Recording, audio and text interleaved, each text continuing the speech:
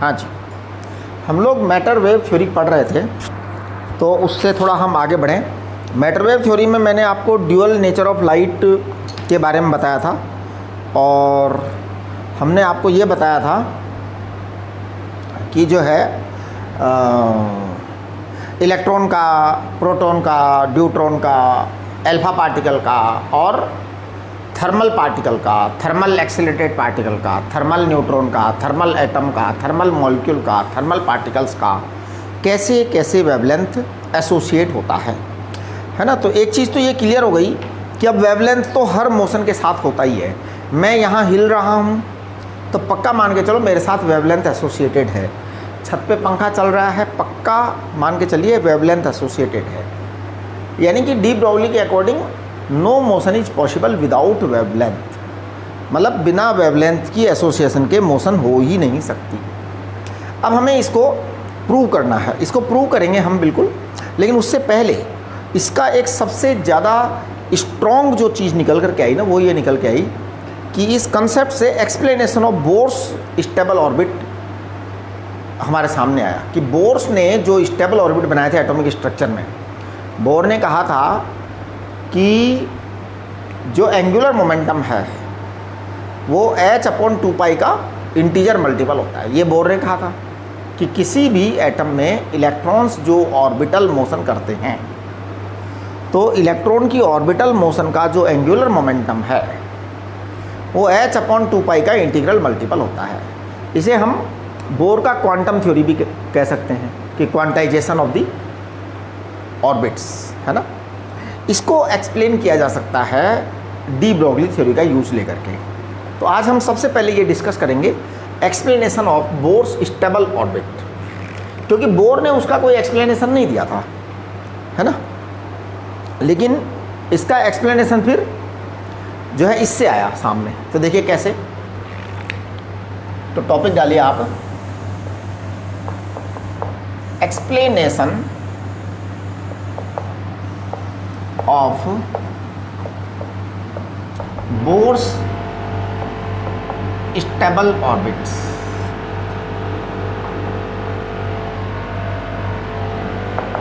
एक मिनट जरा, just a moment please.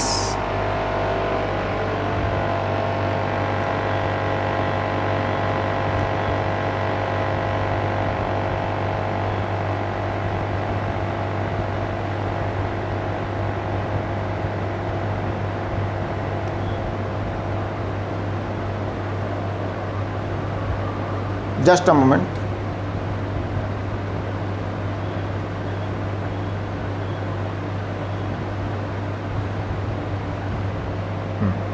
तो देखिए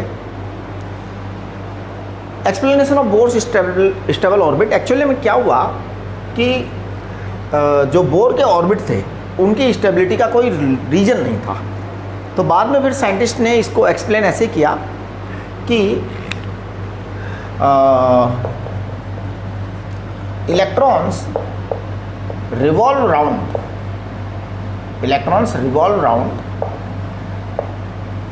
in orbits so that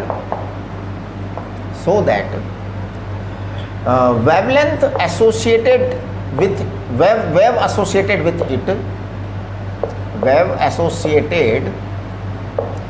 with electrons motion, है ना, with electrons motion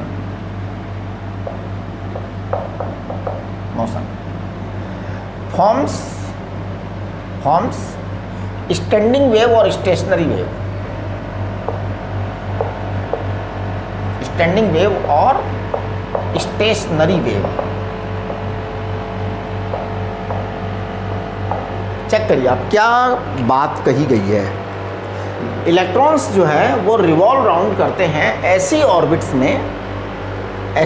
में जो कि स्टैंडिंग वेव या स्टेशनरी वेव बनती है वहाँ पे। अगर स्टैंडिंग वेव और स्टेशनरी वेव बनती हैं तो वहाँ पे कोई एनर्जी लॉस नहीं होता है ना। तो देखिए कंसेप्ट क्या है, कंसेप्ट ये है कि स्टैंडिंग वेव और स्टेशनरी वेव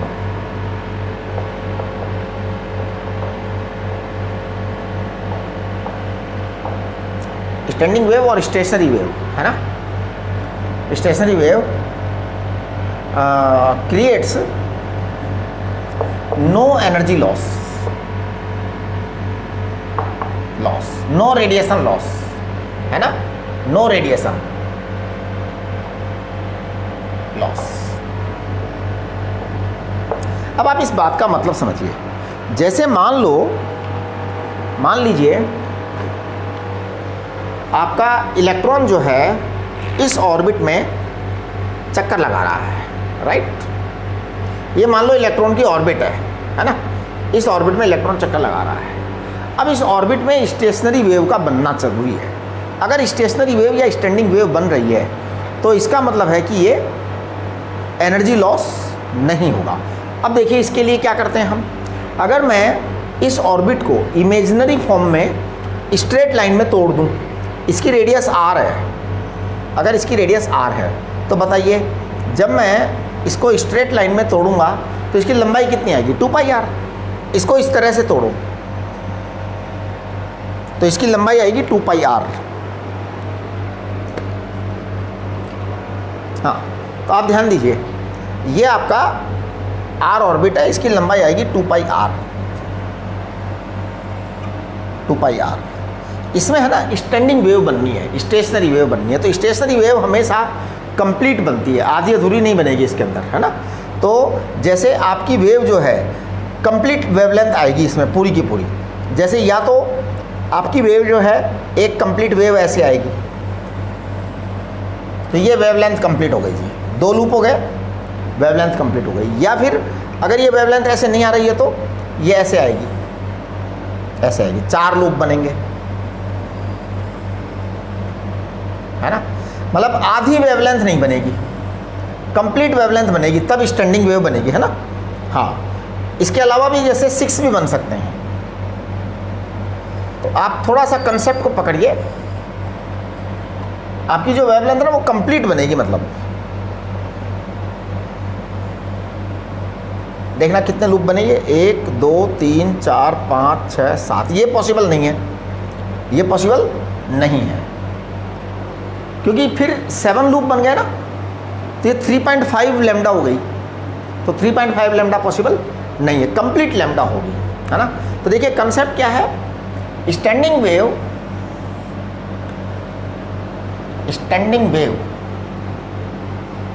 और stationary wave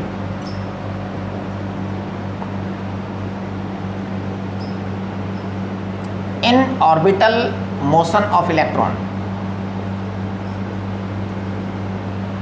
in orbital motion of electron is possible if circumference or length of orbit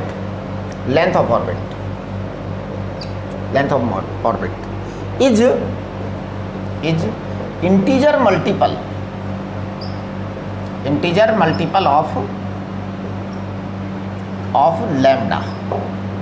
lambda का इंटीजर मल्टीपल होना चाहिए, तब जाकर के स्टैंडिंग वेव बनेगी।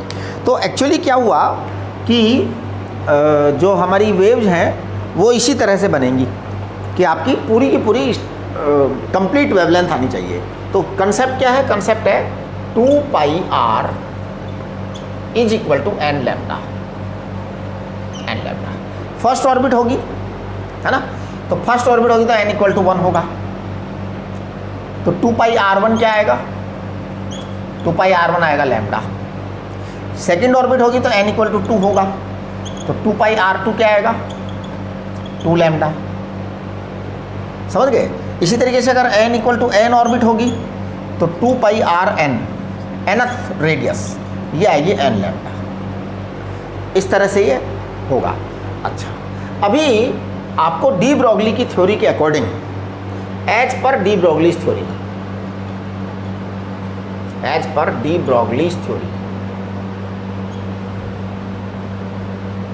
हाँ जी, अगर हम डी ब्रॉगली की थ्योरी की बात करें तो लैम्डा इक्वल टू होता है h/mv।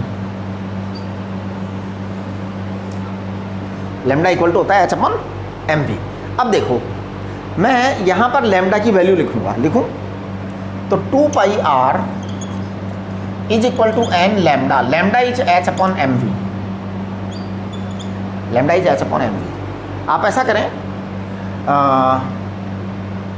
एम वी को इधर ले आएँ, आर को इधर रख लें और इधर रख दें एन h/2π। देखिए ये आपका बोर प्रिंसिपल है। तो ये कितना आसान है ना।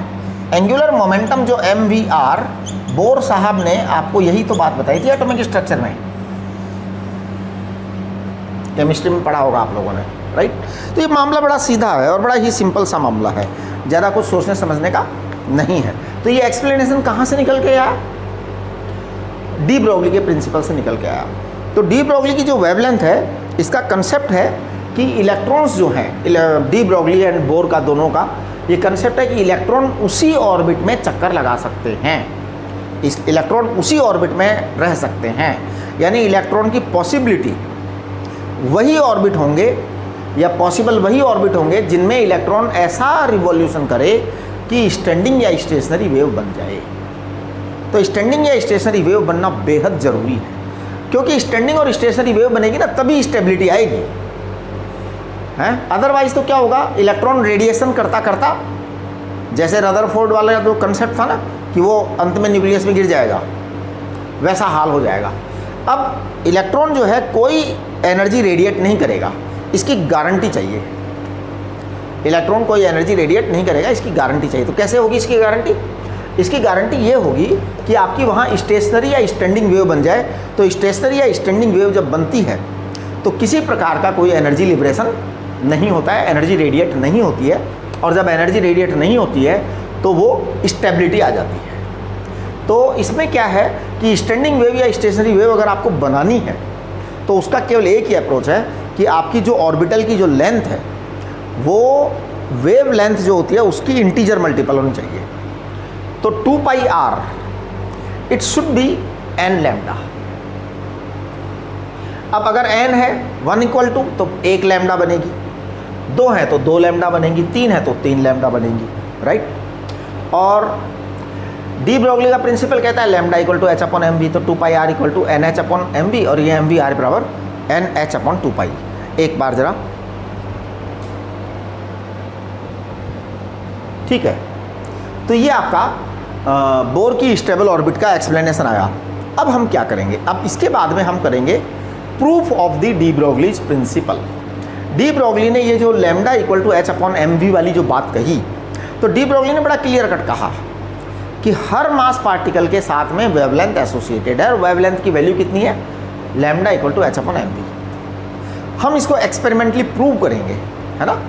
तो इसको डेविसन जर्मर ने एक्सपेरिमेंटली प्रूव किया, ठीक।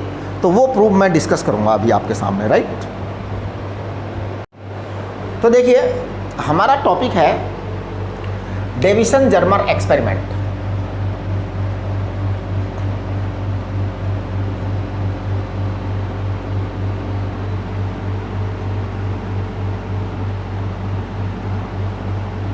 Deviation Germer experiment, what is this? This is proof of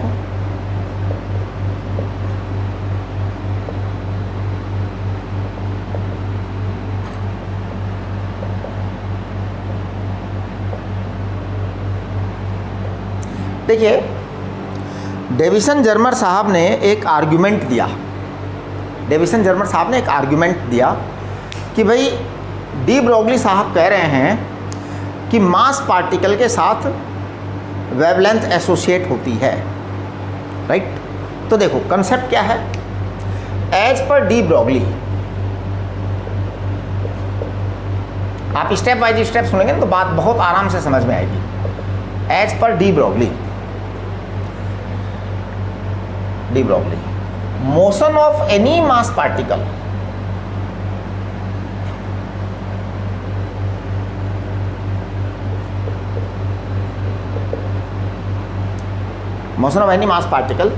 is associated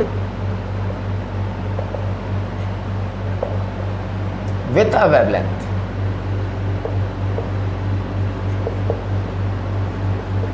wavelength होती ही होती है, तो वेव जरूर है उसके साथ, मास पार्टिकल के साथ, है ना। Electrons are mass particles, electrons are mass particles.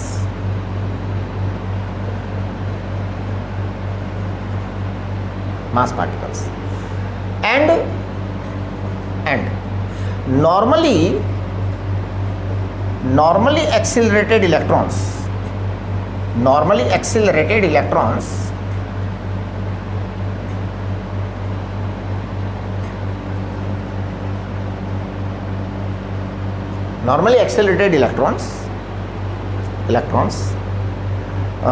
have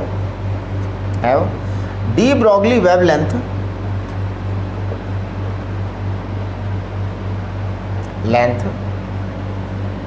of the order of wavelength of X-rays।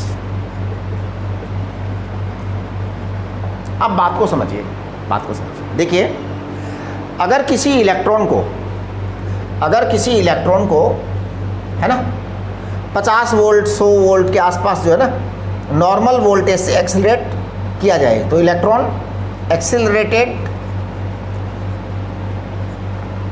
accelerated with a normal voltage,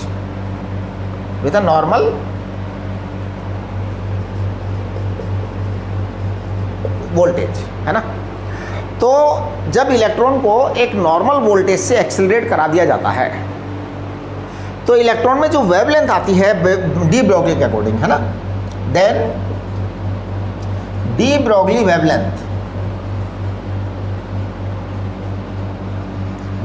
wavelength of the moving electron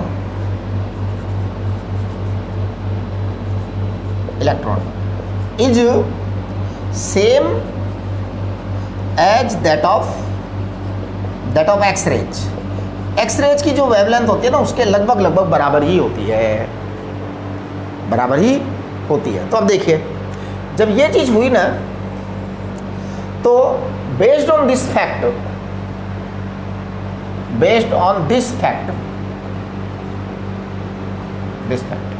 Davison-Germer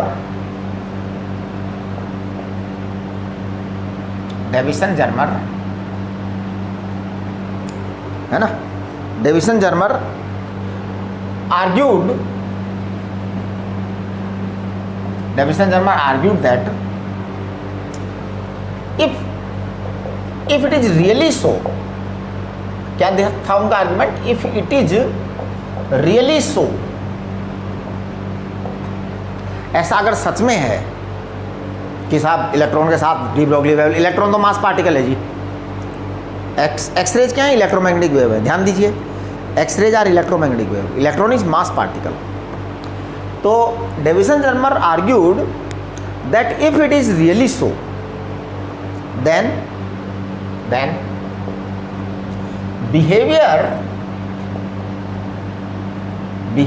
of accelerated electrons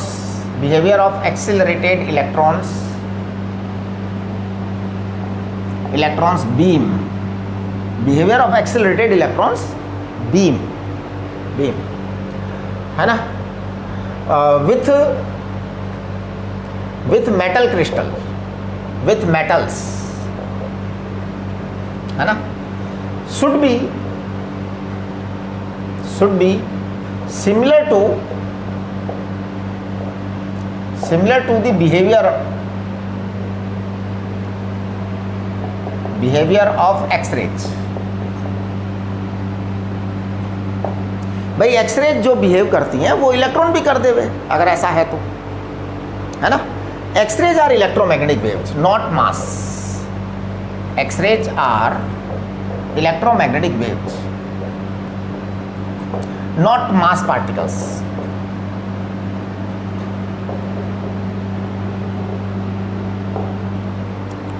X-rays are electromagnetic waves, not mass particles, है ना। Electrons are mass particles.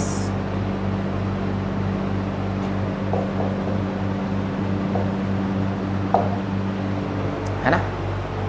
if experimentally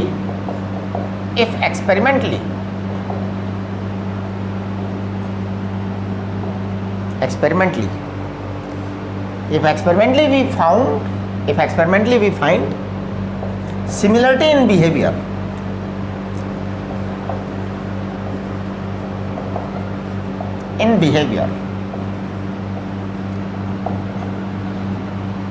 if experimentally we find similarity in behavior, then it will be proved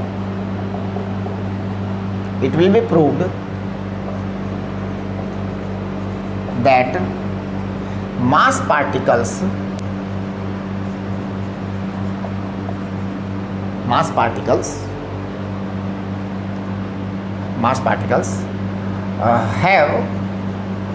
have associated wave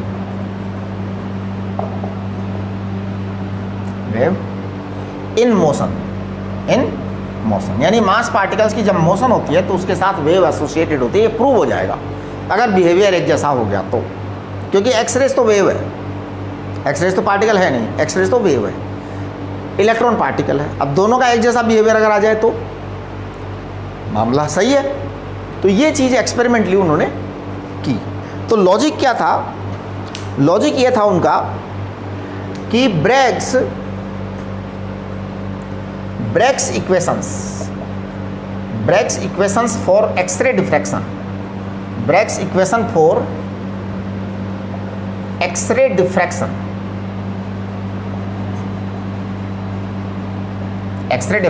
from nickel crystal,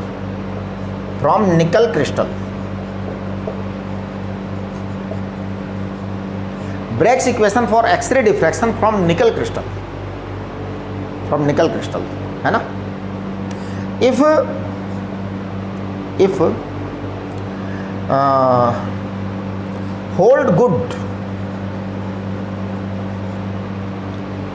hold good for accelerated electrons,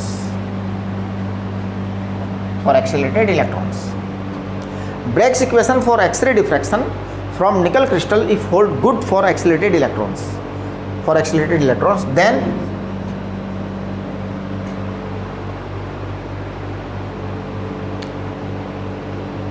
accelerated electrons, then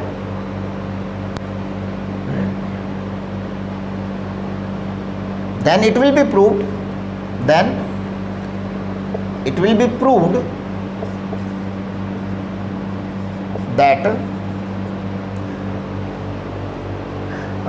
de Broglie theory is correct. De Broglie theory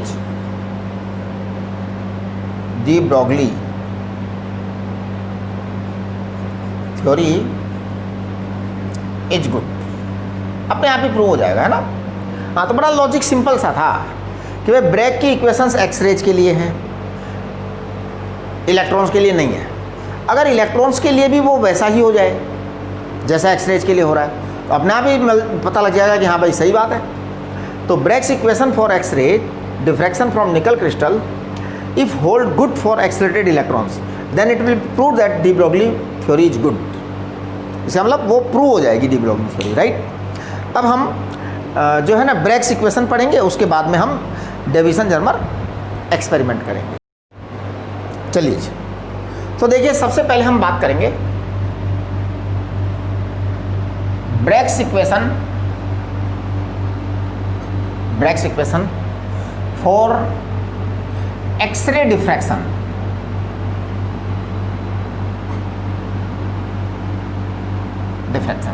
from nickel crystal. Actually nickel crystal जो है ना, इसकी एक खास खूबी है, तो इसलिए उन्होंने निकल क्रिस्टल को ज़्यादा इजी लग रहा, उससे जो रिजल्ट्स आए वो बहुत अच्छे आए, है ना, क्योंकि वो ऑर्डर जो है वो उसी का ऑर्डर का है जिस ऑर्डर का इलेक्ट्रॉन का वेवलेंथ हो जाता है जब हम थोड़ा सा 150 वोल्ट से इलेक्ट्रॉन को एक्सीलरेट करते हैं। तो इसलिए निकल क्रिस्टल को यूज में लिया गया।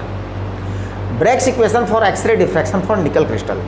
देखिए ये जो ब्रैग की इक्वेशन है ये मैं आपको डायरेक्ट लिखाऊंगा और ये आपको रटनी पड़ेगी, है ना। इसका डेरिवेशन आपके सिलेबस में नहीं है, है ना।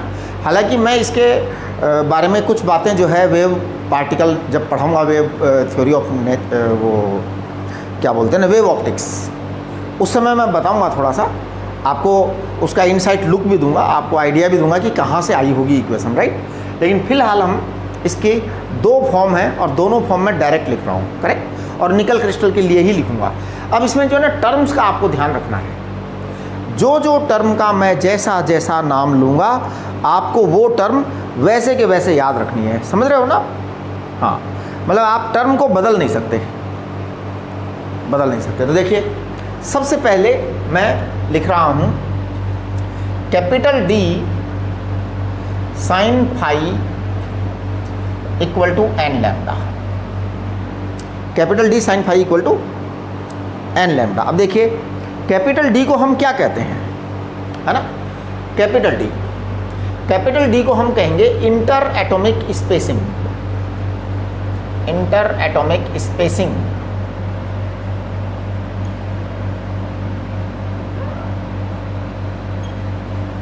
इंटर एटॉमिक स्पेसिंग यानी कि दो एटम्स के बीच की दूरी है ना। हाँ, तो इंटर एटॉमिक स्पेसिंग बोलते हैं इसको कैपिटल D को। ये होता है 2.15 एंगस्ट्रॉम फॉर निकल, ये इंटर एटॉमिक स्पेसिंग होती है। एक्चुअल में पता है क्या होती है इंटर एटॉमिक स्पेसिंग, ये मैक्सिमम डिस्टेंस होती है दो नियर बाई एटम्स के बीच, जो डायरेक्ट एटम्स होते हैं, right. 2.15 angstrom for nickel crystal, right. Phi क्या होता है, फाई को कहते हैं हम angle of diffraction,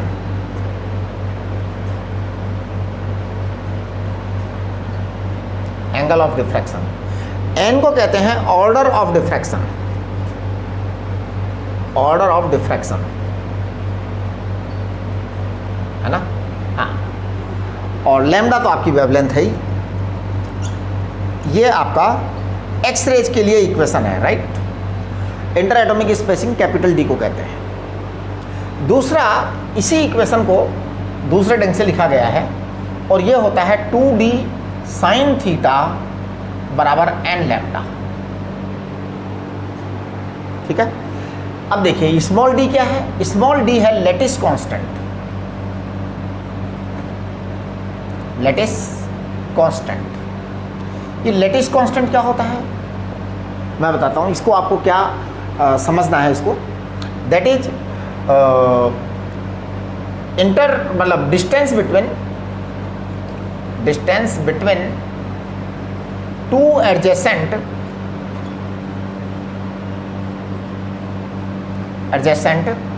lettuce layers, जैसे लेटिस लेयर्स जैसे एटम लगे होते हैं क्रिस्टल के अंदर, तो उनके बीच की डिस्टेंस है। और जो ये है ये 0.91 एंगस्ट्रॉम होती है निकल क्रिस्टल के लिए। किसकी बात हो रही है, निकल क्रिस्टल की। ये नेचर ने बनाया है उसको ऐसा ही। अब देखिए थीटा क्या है, थीटा को हम कहते हैं ग्लांसिंग एंगल, ग्लांसिंग एंगल, या इसका नाम ब्रैग एंगल भी है, ब्रैग एंगल, ग्लांसिंग एंगल और ब्रैग एंगल। अब ब्रैग एंगल है तो क्या होगा, 90 माइनस 5/2 ये इसका होता है। अब आप देखो ये 90 माइनस 5/2 होता है, राइट। तो फाई आपका जो भी होगा उसका आधा करके आप 90 में सेपरेट कर दिए, वो ग्लांसिंग एंगल होगा, राइट। अच्छा, एन तो वही है आपका order of diffraction, order of diffraction maxima बोलो इसको, ज़्यादा अच्छा लगेगा। Order of diffraction maxima, order of diffraction maxima, यहाँ भी आप मैक्सिमा लिख दीजिए, ऑर्डर ऑफ डिफ्रैक्शन मैक्सिमा, ठीक है ना, राइट। ये आपका एन हो गया, लैम्डा आपकी वेवलेंथ है। ये जो इक्वेशंस हैं दोनों की दोनों, ये एक्स रेज के लिए थी, कभी भी ये इलेक्ट्रॉन के लिए नहीं थी। डेविसन जर्मर साहब ने यही आर्ग्यूमेंट दिया कि आप ऐसा करो, ये एक्स रेज की इक्वेशंस हैं और एक्स रेज इलेक्ट्रोमैग्नेटिक वेव है, एक्सरे पार्टिकल नहीं है, एक्सरे पार्टिकल नहीं है, नो मास, जीरो मास होता है, जीरो मास होता है, इलेक्ट्रोमैग्नेटिक वेव होती है। अब अगर ये इक्वेशन सारी की सारी अगर होल्ड कर जाती हैं इलेक्ट्रॉन्स के लिए भी, है ना, तो इसका मतलब है कि आपका जो ये है डी ब्रोगली का प्रिंसिपल वो एकदम करेक्ट प्रूव हो जाएगा, मतलब ये सही हो जाएगा, राइट। चलिए जी। अब आप देखिए डेविसन जर्मर एक्सपेरिमेंट।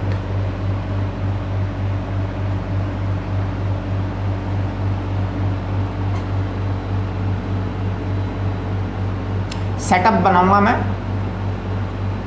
और आपको जो है ना एक एक टुकड़े को समझना है, क्योंकि वो एक एक टुकड़े पर सवाल पूछा जाता है ना, कई बार सवाल आता है ना, कई बार मल्टीपल स्टेटमेंट टाइप क्वेश्चंस में आता है, तो वो आपको समझना है। ये आपके सिलेबस में है, जेईई मेन में भी है, एडवांस में भी, बोर्ड में भी है, तीनों में है। तो देखिए डेविसन जर्मर एक्सपेरिमेंट क्या और कैसे काम करता है। हम एक फिलामेंट लेते हैं, क्या लेते हैं? फिलामेंट। इस फिलामेंट्स को हम कोई भी करंट फ्लो कर देते हैं, मान लो एसी करंट फ्लो कर दिया, इससे ये गर्म होने लगता है। फिलामेंट गर्म होकर क्या करता है? इलेक्ट्रॉन को एमिट करता है। यहाँ से इलेक्ट्रॉन निकलते हैं। इलेक्ट्रॉन जो निकलते हैं तो यहाँ हम एक ट्यूब ले लेते हैं या ट्यूब बना देते हैं, मतलब वो स्ट्रक्चर बना हुआ होता है ट्यूब का, और यहाँ पर एक बहुत छोटा सा फाइन जो है ना होल होता है, बहुत ही बारीक सा छेद होता है ना। ये जो यहाँ पर छेद होता है, राइट, तो क्या होता है? यहाँ छेद होता है, हम इसको पॉजिटिव वोल्टेज देते हैं। कैसा वोल्टेज देते हैं? पॉजिटिव वोल्टेज देते हैं। आप समझने की कोशिश करिए, यहाँ से पॉजिटिव वोल्टेज देते हैं।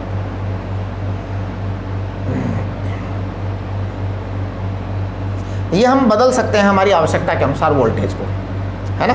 हाँ, यहाँ पर जैसे आप जो है डिवाइड कर सकते हैं, पोटेंशियल डिवाइडर होता है ये, राइट।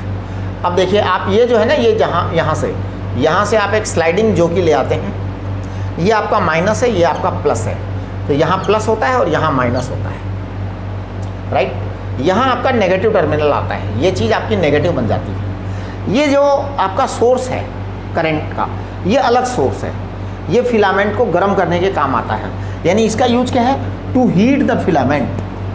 तो इसका यूज बड़ा सिंपल है, to heat the filament. Filament गर्म होगा तो उसमें से इलेक्ट्रॉन निकलेंगे।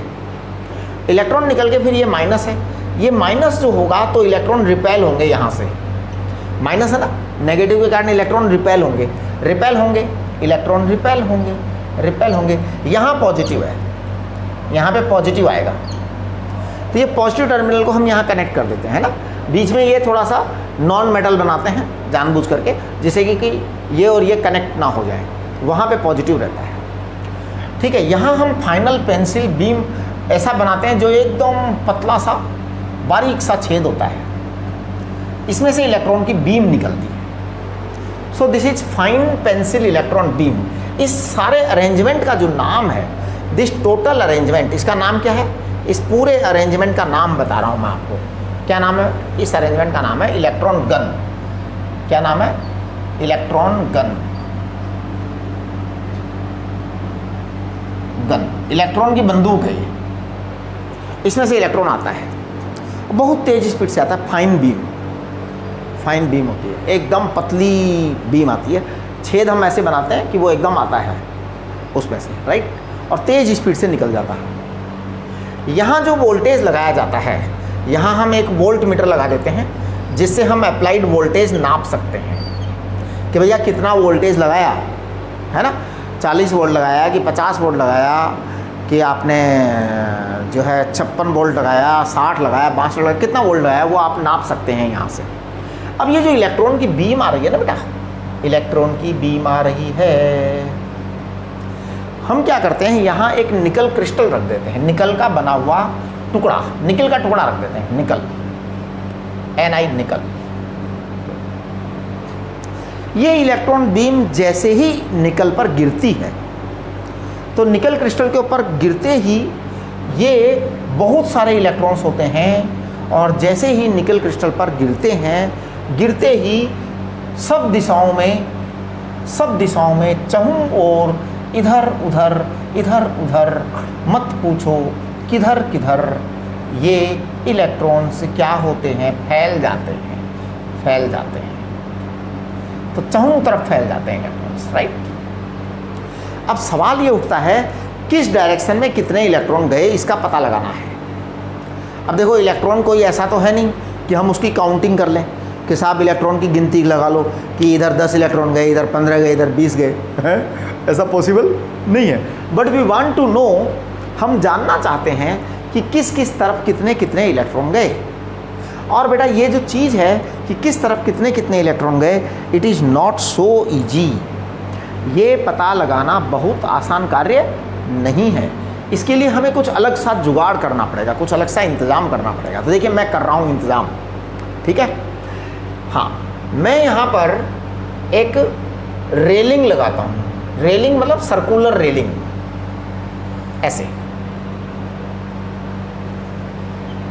रेलिंग जानते हो आप? रेलिंग मैं बताता हूँ। आप लोग घर पे सीढ़ियाँ चढ़ते हो ना, तो सीढ़ियों के किनारे रेलिंग लगी रहती है, उसको पकड़ के चढ़ते हो आप, हैं? पकड़ के चढ़ते हो ना। ऐसी एक पतली सी तार की रेलिंग हम यहाँ लगा देते हैं, ठीक है। उस रेलिंग पर स्केल बना रहता है, मतलब एक सर्कुलर स्केल होता है जी, है ना, सर्कुलर स्केल होता है, राइट। 0 डिग्री से स्टार्ट होता है, तो यहाँ पे एक स्केल बना रहता है, डिग्री का, एंगल का स्केल होता है, इसके ऊपर स्केल बना रहता है। यहाँ से इलेक्ट्रॉन आएंगे, हमें पता लगाना है कि कितने इलेक्ट्रॉन किधर आ रहे हैं, है ना। अब इलेक्ट्रॉन को 10-20 इलेक्ट्रॉन तो होते नहीं है जी, इलेक्ट्रॉन तो होते हैं 10 की पावर 20, 10 की पावर 18। अब आप कितने इलेक्ट्रॉन को गिनने जाओगे यार, हैं? गिनती लगाना बड़ा मुश्किल है भैया, ठीक। तो हम इसका टेक्निक निकालते हैं। इंसान के पास तो तरीके हैं ना, हाँ, और क्या, यही तो खास बात है कि जो चीज़ होती नहीं है उसको भी कर देता है, अपनी स्टाइल है। हाँ, स्टाइल है जी, और क्या है। अब देखो ये आपने रेलिंग बना दी, इस रेलिंग पर क्या करता है, एक मेटल का डिब्बा फिक्स कर देते हैं, मेटल का डिब्बा, है ना। मेटल का डिब्बा कॉपर का, लोहे का, एल्यूमिनियम, किसी भी मेटल का हो सकता है, यानी कोई नियम नहीं है कि किस मेटल का हो। ये मेटल पीस होता है ना। इस मेटल पीस में, मेटल के डिब्बे में एक बिल्कुल बारीक सा छेद होता है, बारीक सा छेद होता है, करेक्ट, हाँ जी। और इस मेटल के डिब्बे के अंदर लो आयनाइजेशन की गैस भरते हैं, ध्यान देना, इसका नाम है आयनाइजेशन चैम्बर, आयनाइजेशन चैम्बर।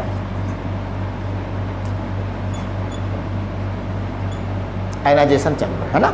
तो देखो ionization chamber, ionization chamber is ionization chamber is filled with a gas of very low ionization potential। यानी हम ऐसी गैस भरते हैं जिसका आयनाइजेशन पोटेंशियल बहुत बहुत कम हो। ऐसी गैस भरते हैं जिसका आयनाइजेशन पोटेंशियल क्या हो, बहुत बहुत कम हो, अत्यधिक कम हो आयनाइजेशन पोटेंशियल, ऐसी गैस भर देते हैं जिससे उसका आराम से आयनाइजेशन हो जाएगी, आयनाइज हो जाएगी ना गैस। अच्छा, अब देखो इसको हम क्या करते हैं, ये जो चैम्बर है इसको रेलिंग पर फिट करते हैं।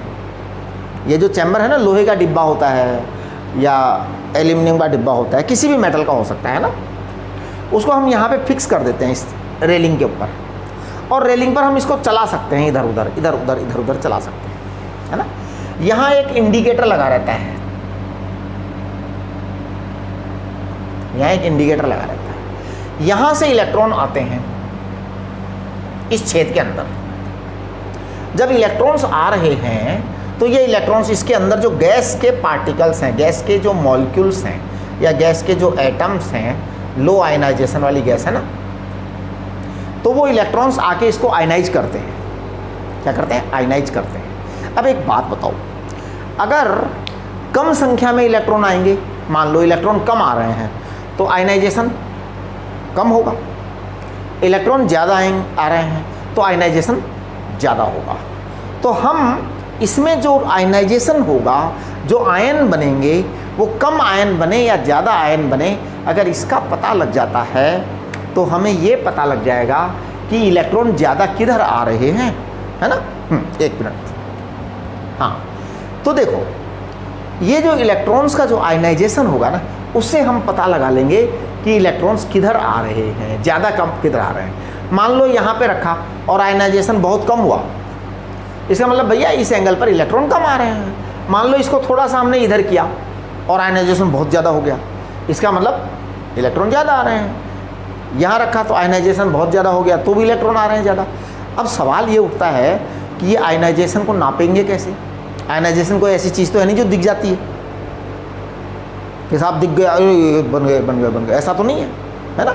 विजिबिलिटी तो है ही नहीं साहब, आइज़ में से क्या दिखता है? कुछ नहीं दिखता। आइज़ तो आपकी किसी काम की नहीं है, इलेक्ट्रॉन दिखाई ना देवे। और वो गैस के मॉलिक्यूल कौन से दिख जाएंगे? कुछ भी ना दिखता। हम क्या करते हैं, इसका इंसान है ना भैया, दिमाग है, वो अपने पास सारे तोड़ पैदा कर लेता है, हर तरह के रास्ते निकाल देता है। तो देखो मैं आपको बताता हूँ यहाँ क्या करते हैं। यहाँ हम एक गैल्वेनोमीटर लगा देते हैं, माइक्रो गैल्वेनोमीटर है ना, माइक्रो एमीटर होगा वो, राइट। अब हम इसको धरती माता से कनेक्ट कर देते हैं।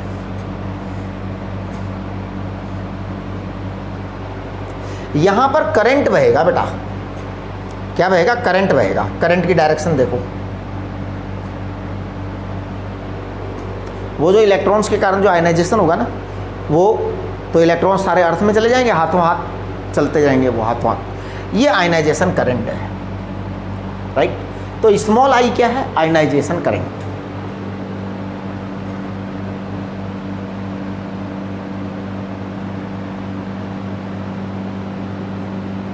This small I ionization current is proportional to number of electrons.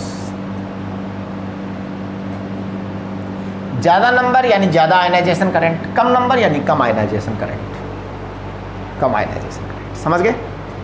अब देखो, अब हम क्या करते हैं, ये जो आपका आयनाइजेशन चैम्बर है इसको हम अलग अलग जगह रखते हैं। सबसे पहले जीरो पर रखते हैं, सबसे पहले जीरो पर रखते हैं, फिर जीरो पर रख करके हम पता लगाते हैं आयनाइजेशन करंट, फिर धीरे धीरे करके बढ़ाते जाते हैं, बढ़ाते जाते हैं, हर अलग अलग एंगल के लिए आयनाइजेशन करंट पता लगाते हैं,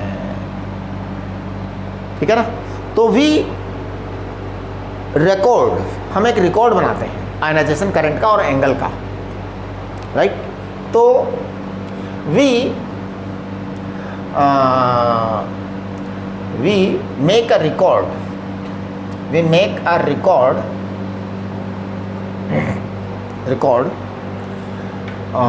of I and theta,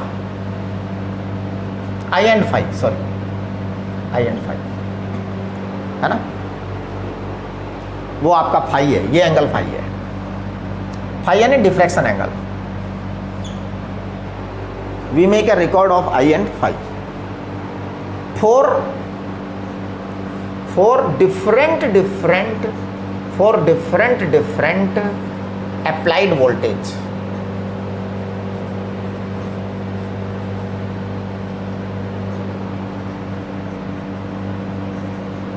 मतलब ये जो अप्लाइड वोल्टेज है ना, ये वाला, इसकी अलग अलग वैल्यूज लेते हैं, है ना। 40 डिग्री 40 वोल्ट लेते हैं, 40 वोल्ट, फिर 44 वोल्ट, फिर 48 वोल्ट, फिर 54 वोल्ट, फिर 58 वोल्ट, फिर 62 वोल्ट, 66 वोल्ट, है ना। ऐसे करके 72 वोल्ट, 76 वोल्ट ऐसे लेते हैं, है ना।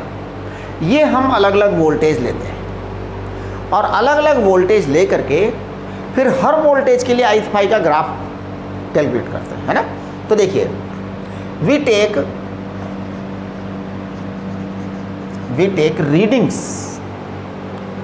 Take readings of I and phi for different applied voltage values,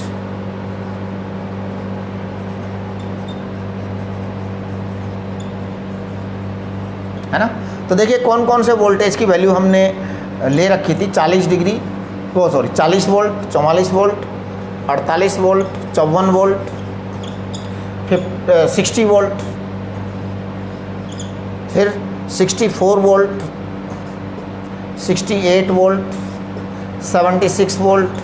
इस तरह से अलग अलग वोल्टेज की वैल्यू ली हमने और आई और फाई में फिर हमने ग्राफ ड्रॉ किया, है ना। हाँ, तो we take readings of I and phi for different applied voltage values. तो अप्लाइड वोल्टेज की अलग अलग वैल्यूज के लिए हमने आई और फाई के ग्राफ लिए, है ना। हाँ, then we draw polar curve, polar graph between I and phi, ठीक है जी। तो देखिए मैं आई और फाई के बीच में पोलर ग्राफ ड्रॉ कर रहा हूँ, ठीक है। ये मैं मिटा दूँ, पहले मैं आपको एक्सप्लेन कर देता हूँ, एक बार वापस से तेज स्पीड से आप देख लो कि क्या क्या हमने कमाल किया, क्या क्या नहीं किया। सबसे पहले हमने ये एक यहाँ पर सोर्स ऑफ एनर्जी लगाया, एसी सोर्स है, इलेक्ट्रॉन को गर्म किया, वो फिलामेंट को गर्म किया तो इलेक्ट्रॉन निकले। अब फिलामेंट को गर्म करके इलेक्ट्रॉन तो निकाल दिया, इलेक्ट्रॉन को एक्सिलरेट करने के लिए हमने यहाँ पे पूरा सेटअप बनाया है। ये बैटरी लगाई है, ये पोटेंशियल डिवाइडर है। पोटेंशियल डिवाइडर क्यों आप काम में लेते हैं, अलग अलग पोटेंशियल डालना है तो अलग अलग पोटेंशियल आएगा। ये आपका नेगेटिव टर्मिनल है, ये पॉजिटिव टर्मिनल है। नेगेटिव टर्मिनल से इलेक्ट्रॉन्स रिपेल होंगे, पॉजिटिव टर्मिनल से इलेक्ट्रॉन्स अट्रैक्ट होंगे। ये इलेक्ट्रॉन्स यहाँ से दौड़े दौड़े जाएंगे, निकल क्रिस्टल के ऊपर गिरेंगे। जैसे ही निकल क्रिस्टल पर गिरेंगे तो ये इलेक्ट्रॉन्स को क्या करेगा, निकल क्रिस्टल इधर उधर मत पूछो किधर किधर भेज देगा कि जाओ, ठीक है। तो इधर उधर चले जाएंगे इलेक्ट्रॉन्स, राइट। अब हमने क्या किया है यहाँ पर कि एक रेलिंग लगाई है, स्टील की रेलिंग लगा दी, है ना, और उस पर हमने निशान लगा दिए, मतलब मार्किंग कर दी, एंगल्स की मार्किंग कर दी। 0 degree, 5 degree, 10 degree, 15 degree, 30 degree, 45 degree, 60 degree, 90 degree तक मार्किंग कर दी, करेक्ट। हाँ जी। अब हमने यहाँ पर इस रेलिंग के ऊपर एक डिब्बा रख दिया, डिब्बा लोहे का डिब्बा रख दो, है ना। हाँ, डिब्बा रख दिया। डिब्बे में हमने क्या किया, डिब्बे में हमने आयनाइजेशन, ये डिब्बे का नाम आयनाइजेशन चैम्बर है। डिब्बे का नाम क्या है, आयनाइजेशन चैम्बर। आयनाइजेशन चैम्बर जो है, it is filled with a gas of low ionization potential, यानी ऐसी गैस लेंगे जिसका आयनाइजेशन पोटेंशियल बहुत कम हो, जिससे कि आयनाइज आराम से हो जाए, करेक्ट। अब हम क्या करेंगे, इस डिब्बे को अलग अलग जगह रख करके यहाँ से आयनाइजेशन करंट चेक करेंगे गैल्वेनोमीटर से। गैल्वेनोमीटर हमें आयनाइजेशन करंट बताएगा, ठीक है। अगर ज़्यादा इलेक्ट्रॉन आएंगे तो आयनाइजेशन करंट ज़्यादा आएगा, कम इलेक्ट्रॉन आएंगे तो आयनाइजेशन करंट कम आएगा। तो आयनाइजेशन करंट हमने पता लगाया। Ionization current is measure of electron number, है ना, प्रोपोर्शन होता है, जितने ज़्यादा इलेक्ट्रॉन आएंगे उतना ही ज़्यादा आयनाइजेशन करंट होगा। We make a record of I and phi for different applied voltage. Applied voltage की डिफरेंट वैल्यूज होती हैं, उनके लिए हम आई और फाई को क्या करेंगे, मेजर करेंगे, रीडिंग लेंगे। We take readings of I and phi for different applied voltage values 40, 44 ये लेते हैं, और फिर हम ड्रॉ करते हैं पोलर ग्राफ। कौन सा ग्राफ ड्रॉ करते हैं, पोलर ग्राफ, अलग अलग एंगल के लिए और आई के लिए। तो मैं अब इसको मिटा रहा हूँ, है ना, 1 मिनट। हाँ जी, जैसा कि मैंने आपको बताया कि ionization is measurement of the amount of electrons, कितने इलेक्ट्रॉन्स आए उसका मेजरमेंट है आयनाइजेशन करंट। तो अब देखो हम आई और फाई में ग्राफ ड्रॉ करेंगे, है ना। तो पोलर ग्राफ या polar curve I versus phi for different voltage, है ना। अलग अलग वोल्टेज के लिए हम कैलकुलेट, मतलब ये ग्राफ ड्रॉ करेंगे। तो देखिए मैं नंबर 1 से ड्रॉ कर रहा हूँ। सबसे पहले मैं 40 वोल्ट के लिए ग्राफ बनाऊंगा आई और फाई का, है ना, 40 वोल्ट, राइट। फिर मैं ग्राफ बनाऊंगा 44 वोल्ट का, फिर मैं ग्राफ बनाऊंगा 54 वोल्ट का, फिर मैं ग्राफ बनाऊंगा 60 वोल्ट का, है ना। हाँ, बीच में एक 48 वोल्ट का बना सकते हो आप, है ना। फिर आप बनाइए 64 वोल्ट का, फिर आप बनाइए 70 वोल्ट का, फिर आप बनाइए 76 वोल्ट का। ऐसे ग्राफ बनते चले जाएंगे, ठीक है। अब आप देखिए क्या सीन है ना। आपका जो पोलर कर्व होता है वो क्या होता है, पोलर कर्व ये होता है कि एंगल तो 0 से लेकर 90 डिग्री तक चेंज होता है, तो जैसे ये 0 डिग्री एंगल है, वो 90 डिग्री एंगल है, तो आपका एंगल तो 0 से लेके 90 डिग्री तक चेंज होगा, करेक्ट, ऐसे। और जो लेंथ ऑफ रेडियस है, लेंथ ऑफ रेडियस वो होगी आई की वैल्यू। तो देखिए इस तरह का ग्राफ बनता है, ये इस तरह का ग्राफ बनता है। ये थोड़ा ज़्यादा दे दिया हमने, हाँ ऐसा बनता है। और फिर ये इस तरह का बनता है, और फिर ये यहाँ पर आकर के सबसे पहला ग्राफ मिला था वो ऐसा बनता है, राइट। फिर ये वापस से ऐसा बनता है, फिर ये वापस से ऐसा बनता है, और फिर ये वापस से ऐसा बनता है, फिर ये एक बार वापस जाकर के ऐसा बनता है। अलग अलग एंगल होते हैं ये। जो फर्स्ट मैक्सिमा है वो इसको कहते हैं हम, और ये बनता है 50 डिग्री एंगल पर, है ना। तो देखो रिजल्ट ऑफ एक्सपेरिमेंट क्या था, तो it was found in experiment, it was found by experiment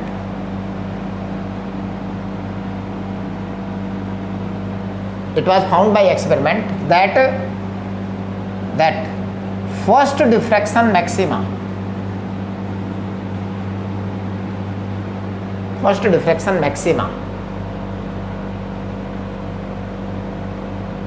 it was found by experiment that first diffraction maxima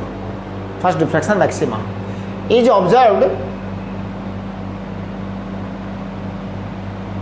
at phi equal to 50 degree for electrons accelerated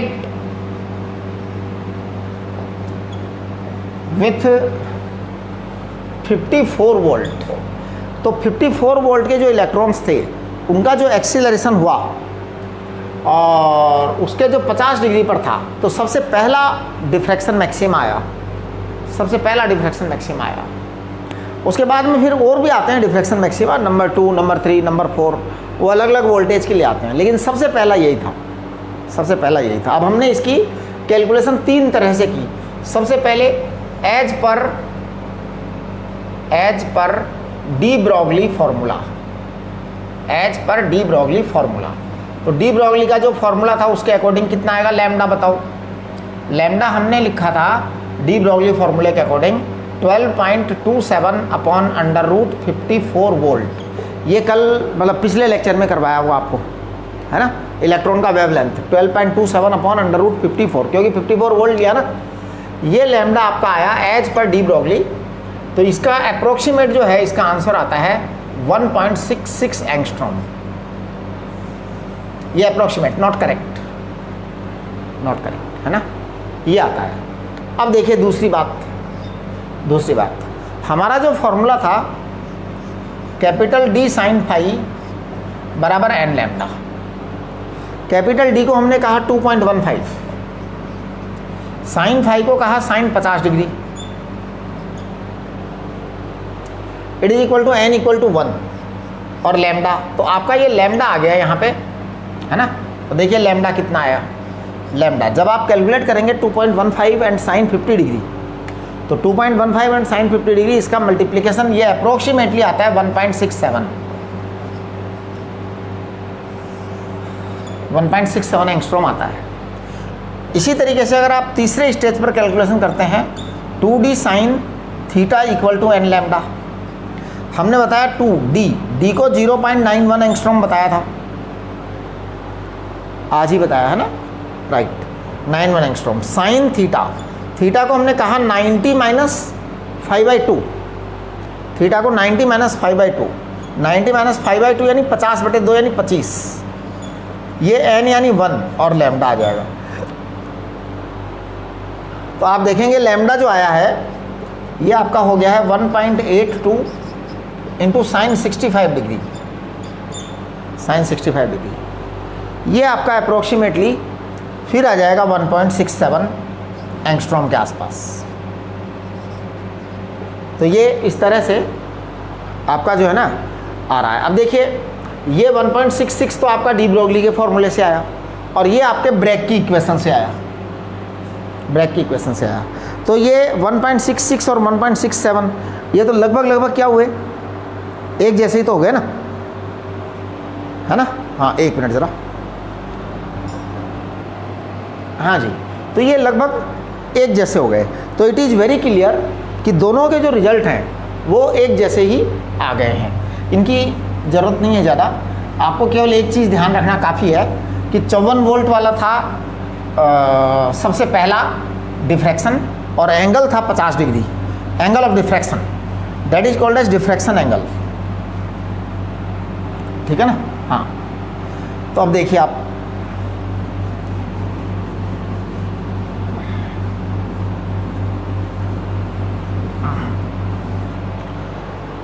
yes please,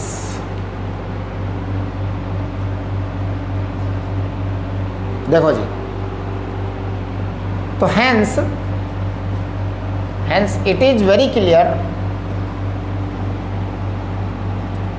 that de Broglie's wavelength is very close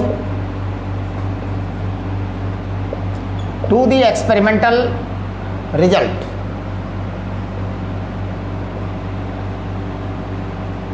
अब देखो ये बात बिल्कुल clear हो गई ना, ये जो दोनों इक्वेशन थी ब्रैग की, ये दोनों इक्वेशन एक्सरेज के लिए थी, एक्सरेज वेव मोशन थी, और ये क्या है, पार्टिकल है, पार्टिकल के लिए अप्लाई हो रहा है ना। तो hence it is satisfactorily proved, it is satisfactorily proved